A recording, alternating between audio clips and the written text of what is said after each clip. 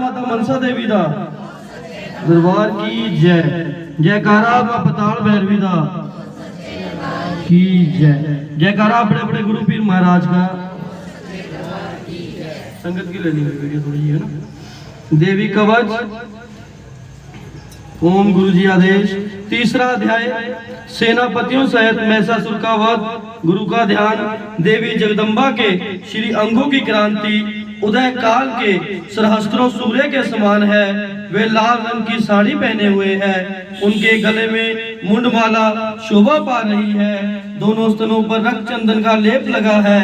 वे अपने कर कमलों में जप मालिका, विद्या और अभय तथा वर नामक मुद्राएं धारण करती हैं। तीनों नेत्रों से सुशोभित मुखार बिंद की बड़ी शोभा हो रही है। उनके मस्तक पर चंद्रमा के साथ ही रक्त में मुकुट बंधा है तथा वे कमल के आसन पर विराजमान हैं। ऐसी देवी को मैं भक्ति पूर्वक प्रणाम करता हूँ। गुरुदेव कहते हैं, दैत्यों की सेना को इस प्रकार तहस नहस होते देख महादैत्य सेनापति क्रोध में भरकर अंबिका देवी से युद्ध करने के लिए आगे बढ़ा। वह असुर रणभूमि में इस प्रकार देवी के ऊपर बाणों की वर्षा करने लगा जैसे बादल मेरू गेरू के शिखर पर पानी की धार बरसा रहा हो।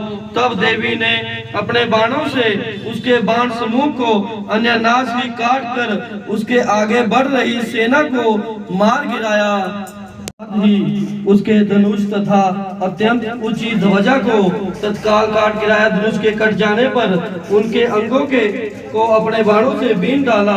धनुष, रथ, हाथी, घोड़े और सारथी के नष्ट हो जाने पर वह असुर धार और तलवार लेकर देवी की ओर दौड़ा और उसने सिंह तथा देवी पर प्रहार कर दिया। देवी की बाह पर पहुंचते ही वह तलवार टूट गई। फिर क्रोध में भरकर उस राक्षस ने शूल हाथ में लिया और वह शूल लेकर उसने भगवती भद्रकाली के ऊपर चलाया। शूल को अपनी ओर आते देख देवी ने भी शूल का प्रहार किया। उससे राक्षस के शूल के टुकड़े टुकड़े हो गए। साथ ही महिषासुर ने सेनापति को भी दज्या। अन्य दैत्य हाथी पर चढ़कर आया। उसने भी देवी के ऊपर शक्ति का प्रहार किया, किंतु जगदम्बा ने उसे अपने हुंकार से ही आहत कर तत्काल पृथ्वी पर गिरा दिया। इतने में ही देवी के सिंह ने उछलकर अपने पंजे से उस दैत्य का सिर धड़ से अलग कर दिया। उधर क्रोध में भरी हुई देवी ने भी गदा से व वाणों से व खड़ग से अन्य उच्च कोटि के असुरों को मार गिराया। इस प्रकार अपनी सेना का संहार होता देख महिषासुर ने भैंसे के रूप का धारण कर के गणों को त्रास देना आरंभ कर दिया। किन्हीं को थूथन की मार से, किसी को ऊपर कुरों का प्रहार करके, किसी पर पूंछ से चोट पहुंचाकर, कुछ को सिंगों से मारकर धराशायी कर दिया। इस प्रकार गणों की सेना को गिराकर वह असुर महादेवी के सिंह को मारने के लिए झपटा। उसने देवी के सिंह को बड़ा क्रोध हुआ। उधर महिषासुर भी क्रोध में भरकर धरती को अपने खुरों से खोदने लगा तथा अपने सींगों से ऊंचे ऊंचे पर्वतों को उठाकर फेंकने लगा और गरजने लगा। इस प्रकार क्रोध में भरे हुए उस महादैत्य को अपनी ओर आते देख देवी चंडिका ने उसका वध करने के लिए महान क्रोध किया। देवी ने पाश फेंककर उस असुर को बांध दिया।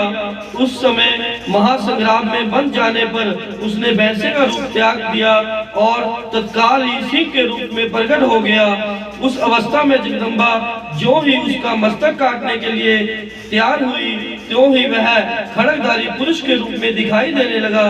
तब देवी ने तुरंत ही बाणों की वर्षा, ढाल और तलवार के साथ उस पुरुष को बीन डाला। इतने में ही वह गजराज के रूप में बदल गया तथा अपनी सूंड से देवी से विकराल सिंह को अपनी ओर खींचने लगा। खींचते समय देवी ने अपनी तलवार से उस दैत्य की सूंड काट दी। अब उस दैत्य ने पुण्य भैंसे का शरीर धारण कर लिया। तब क्रोध में भरी हुई जगदम्बा चंडिका बारंबार उत्तम मधु का पान करके और लाल आंखें करके हंसने लगी। उधर वह बल और पराक्रम के मत से उन्मत्त हुआ राक्षस गर्जने लगा। और अपने सींगों से चंडिका देवी के ऊपर पर्वतों को फेंकने लगा। उस समय देवी ने अपने वाणों के समूहों से उसके फेंके हुए पर्वतों को चूर्ण करती हुई देवी बोली।